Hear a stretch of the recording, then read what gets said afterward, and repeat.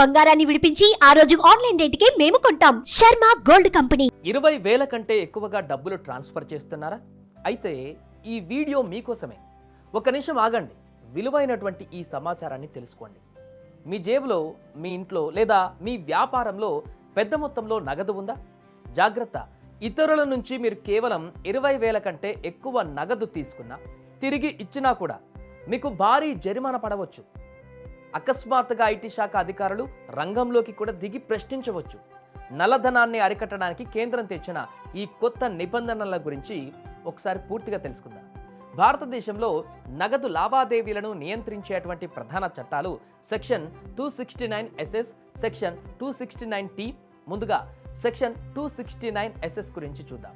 ఈ నిబంధన చాలా స్పష్టంగా చెబుతోంది, 20,000 లేదా అంతకంటే ఎక్కువ మొత్తాన్ని ఏ వ్యక్తి కూడా రుణం రూపంలో కానీ, డిపాజిట్ రూపంలో కానీ, నగదు రూపంలో స్వీకరించకూడదు. అంటే మీరు మీ స్నేహితుడి నుంచి 25,000 అప్పుగా నగదు తీసుకున్నా ఈ నియమాన్ని ఉల్లంఘించినట్లే. అయితే ఇదే నియమం నగదు తిరిగి చెల్లించేటప్పుడు కూడా వర్తిస్తుంది. ఇక సెక్షన్ 269T గురించి తెలుసుకుందాం. దీని ప్రకారం మీరు గతంలో తీసుకున్నటువంటి రుణం లేదా డిపాజిట్ను 20,000 లేదా అంతకంటే ఎక్కువ మొత్తాన్ని తిరిగి నగదు రూపంలో చెల్లించకూడదు. ఒకవేళ మీరు ఈ నిబంధనలను అతిక్రమిస్తే మీరు తీసుకున్నటువంటి లేదా చెల్లించినటువంటి మొత్తానికి 100% జరిమానా విధించేటువంటి అవకాశం ఉంటుంది. ఉదాహరణకు 50,000 నగదు తీసుకుంటే 50,000 జరిమానా పడుతుంది.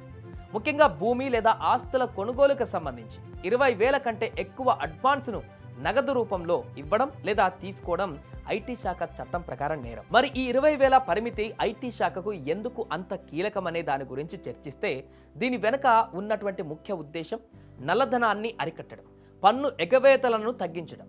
నగదు రూపంలో లావాదేవీలు జరిగినప్పుడు ఆ డబ్బు మూలాన్ని లేదా అది ఎక్కడి నుంచి వచ్చిందో గుర్తించడం ఐటీ శాఖకు కష్టమవుతుంది. అందుకే అన్ని పెద్ద లావాదేవీలు తప్పనిసరిగా బ్యాంకింగ్ వ్యవస్థ ద్వారానే జరగాలని ప్రభుత్వం నిర్దేశించింది. పారదర్శకత పెంచడమే దీని యొక్క లక్ష్యం. సో 20,000 కంటే ఎక్కువ మొత్తం ఇచ్చేటప్పుడు, పుచ్చుకునేటప్పుడు కూడా బ్యాంకింగ్ మార్గాలను మాత్రమే వాడండి. ప్రతి లావాదేవీకి సంబంధించిన సరైన ఆధారాలు, పత్రాలు మీ వద్ద ఉంచుకోండి. అప్పుడే ఐటీ శాఖ సమస్యల నుంచి మీరు సురక్షితంగా ఉంటారు.